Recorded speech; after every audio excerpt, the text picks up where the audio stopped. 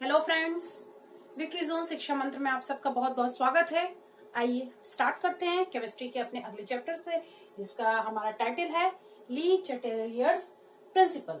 ये ली Chatelier's principal क्या होता है, इसको समझना बहुत ही जरूरी है। और कई बार क्या होता है, इसकी केमिकल टर्म इतनी डिफिकल्ट होती है कि हम समझ ही नहीं पाते हैं कि आखिर ये प्रिंसिपल कहना क्या चाह रहा है। बहुत ही सिंपल है फ्रेंड्स, बहुत अच्छे से बहुत ध्यान से इसको समझने की कोशिश कीजिएगा। देखिए, सबसे पहला स्टेटमेंट हमने क्या लिखा है, Le Chatelier's principle also called the equilibrium law. सबसे पहले हम पूरा स्टेटमेंट वाइज पढ़ लेते हैं, फिर मैं आपको एक्सप्लेन करती हूँ। तो also called as equilibrium law, इसे हम इक्विलिब्रियम लॉ भी कहते हैं। इससे बिल्कुल क्लियर समझिएगा कि ये कोई ऐसी चीज है जो इक्विलिब्रियम से रिलेटेड है। आगे देखते हैं, it is a principle of chemistry used to predict. It is the principle of chemistry used to predict. अभी क्या प्रेडिक्ट करने के लिए यूज किया जाता है? The effect of a change in conditions. Effect of change in conditions on chemical equilibrium. मतलब जब केमिकल इक्विलिब्रियम की कंडीशंस होती है, उस स्थिति में जब हम किसी कंडीशंस को चेंज करेंगे तो क्या इफेक्ट होगा केमिकल इक्विलिब्रियम पे।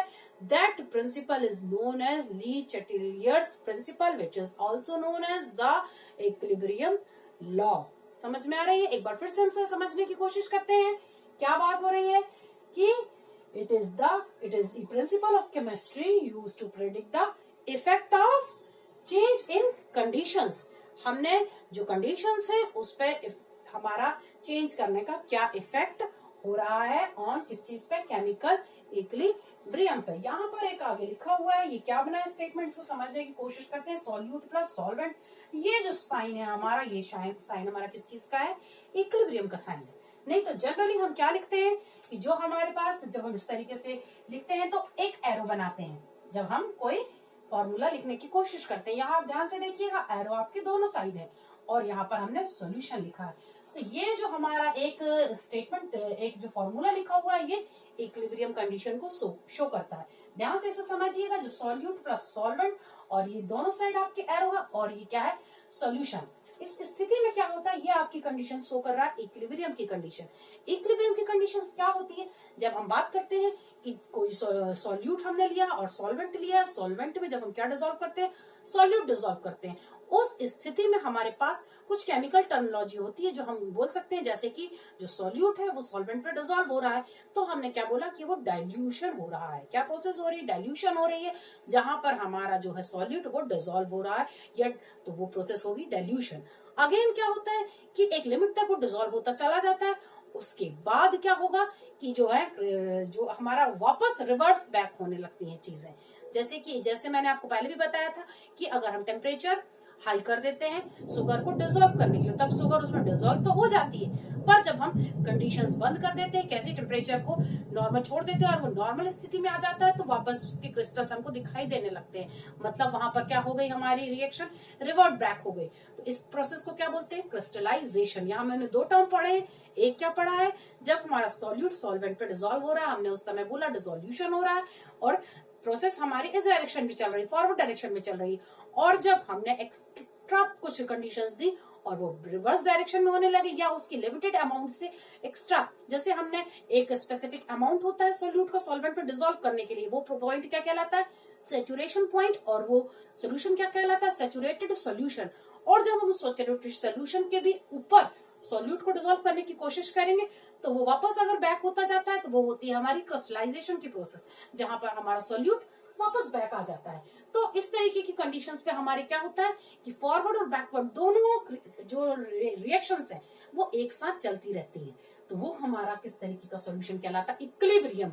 एक इक्वल फॉरवर्ड और बैकवर्ड रिएक्शंस एक इक्वल की स्थिति में होती है, ऐसी कंडीशंस पे हमारा सॉल्यूशन कहलाता है इक्विलिब्रियम स्टेट।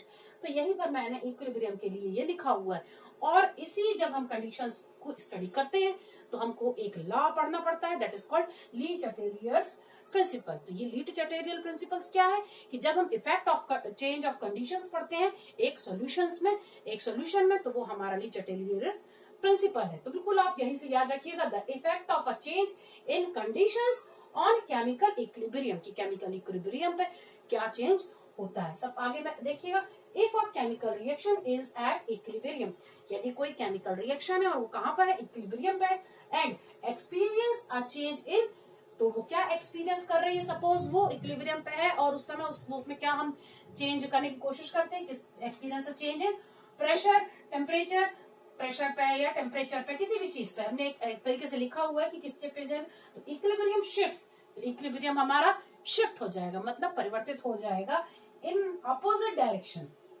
कहां पर, opposite direction, to offset the change, उस चेंज को नलीफाई करने के लिए। मतलब हम बात क्या कर रहे हैं, सपोज वही बात कि अगर हमने हीट टेम्परेचर इंक्रीज कर दिया, तो अगर हम ये किस कंडीशंस पे बात हो रही है, नॉर्मल कंडीशंस पे, जहां डिसोल्यूशन और crystallization, forward direction, backward reaction एक साथ होती जाती है, तब वो इक्विलिब्रियम की कंडीशन होती है।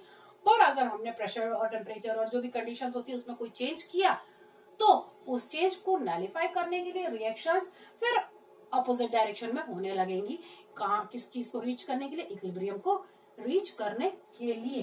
तो यही बात हम यहाँ पर कर रहे हैं कि if a chemical reaction is at equilibrium and experience a change in pressure and temperature, the equilibrium shifts in the opposite direction, तो इक्विलिब्रियम कहाँ शिफ्ट हो जाएगा, अपोजिट डायरेक्शन में, टू ऑफसेट द चेंज। यहाँ पर हम इसको ऑप्शन भी ले सकते हैं कि प्रेशर और टेम्परेचर किसी भी चीज में हमारी कंडीशंस पे अप्लाई हम करते हैं, डिफर करते हैं, तो वहां पे क्या होता है, इक्विलिब्रियम शिफ्ट हो जाता है अपोजिट डायरेक्शन पे टू ऑफसेट दी चेंज, जो होने वाली चेंज है उसको नलिफाई करने के लिए।